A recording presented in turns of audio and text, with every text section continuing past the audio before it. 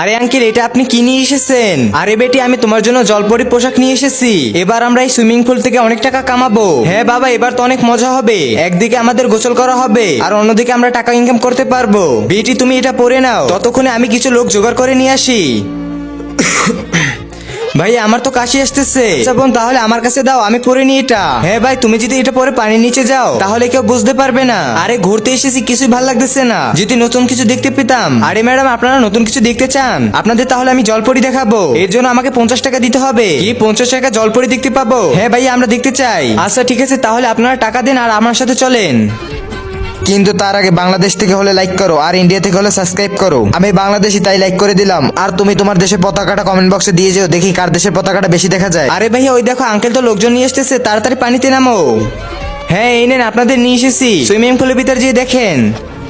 আরে ওয়াও, কত সুন্দর জলপরি। এই জলপরি, তুমি বাইরে চলে আসো। আরে আমরা তো জলপরি বলতে জলপরা দেখতে পেয়েছি। তাড়াতাড়ি পালাও এখান থেকে।